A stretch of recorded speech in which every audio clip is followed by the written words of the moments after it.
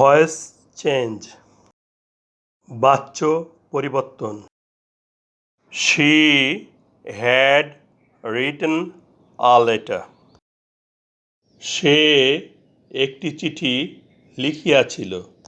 এই বাক্যে লিখিয়াছিল ক্রিয়াপদ, ইংরাজি রিটন, এটাই principal verb. Principal verb written এর ফর্মগুলো দেখে নেই। রাইট বা রাইটস অর্থ লেখা, প্রেজেন্ট ফর্ম বা verb one. Wrote past form বা verb two. Written past participle বা ভার্ব থ্রি।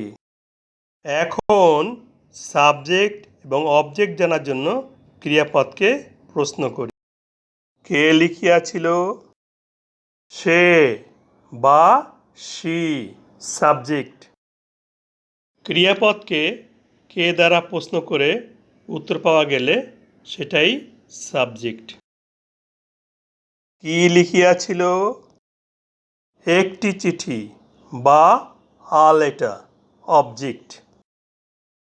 ক্রিয়াপদকে কি দ্বারা প্রশ্ন করে উত্তর পাওয়া গেলে সেটাই বস্তুবাচক অবজেক্ট। এ বাক্যে অক্সিলারি ভার্ব হ্যাড আছে এবং principal verb written past participle বা ভার্ব থ্রি। তাহলে সেন্টেন্সটি পাস্ট পারফেক্ট টেন্স। এই বাক্যে সাবজেক্ট বাক্যের প্রথমে আছে, তাহলে এটি অ্যাক্টিভ ভয়েস। এখন অ্যাক্টিভ ভয়েসকে প্যাসিভ ভয়েস করব। প্যাসিভ ভয়েস করতে অবজেক্ট আ লেটারকে বাক্যের প্রথমে সাবজেক্ট হিসেবে বসাই।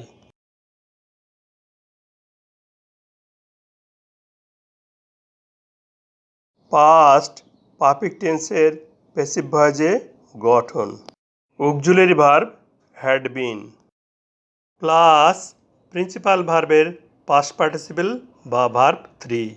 প্যাসিভ ভয়েসে সাবজেক্ট হচ্ছে a letter, third person singular number.